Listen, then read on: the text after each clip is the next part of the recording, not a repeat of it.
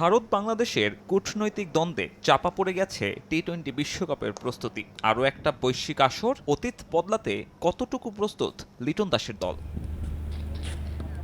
তড়িঘড়ি করে আয়োজন করা বিপিএল দিয়েই বিশ্বকাপের প্রস্তুতি সারবে বাংলাদেশ। স্কোয়াডে থাকা রিশাদ হোসেন বাদে 14 ক্রিকেটার কেমন করছে এই টুর্নামেন্টে? শুরু থেকে শুরু হোক, ব্যর্থতায় ঘুরপাক খেতে থাকা তানজিদ তামিম সিলেট পর্বের শেষটায় খেলেছেন ৭৬ রানের ম্যাচ জেতানো ইনিংস। বাকি ৭ ইনিংসে সর্বোচ্চ ২৯। ক্যারিয়ারের মধুচন্দ্রিমা পার করে ফেলেছেন কিনা নিশ্চিত নয়, তবে সাইফ হাসানের ফর্ম আপাতত সবথেকে বড় চিন্তার কারণ ম্যানেজমেন্টের জন্য।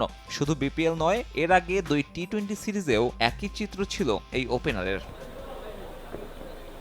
পারভেজ ইমন অবশ্য ব্যতিক্রম, রানে আছেন, তবে তার পছন্দের পজিশন নাম্বার 4। মিডল অর্ডারের দায়িত্বে থাকা লিটন কিংবা হৃদয় রানে নেই। এখনও অধিনায়ক সুলভ ইনিংসের দেখা মেলেনি লিটনের ব্যাটে। হৃদয়ের একটা ইনিংস বাদ দিলে 7 ইনিংসের গড় মাত্র 15। ইমনকে 4 নম্বরে খেলানোর বড় কারণ হতে পারে এই দুজনের অধারাবাহিকতা। আন্তর্জাতিকের মতো বিপিএলেও একই অবস্থা নুরুল হাসান সোহানের। 8 ম্যাচে 2 অঙ্কের ঘরে পৌঁছাতেই ব্যর্থ, অথচ বাংলাদেশ দলে বেশি দরকার একজন ইনফর্ম ফিনিশারের। ব্যাটিং ইউনিটের যখন এমন দুর্দশা, তখন অপেক্ষাকৃত কিছুটা হলেও ভালো বিশ্বকাপ স্কোয়াডে থাকা বোলারদের পারফরম্যান্স। যদিও এক্ষেত্রে প্রশ্ন উঠবে বিদেশি ক্রিকেটারদের মান নিয়ে।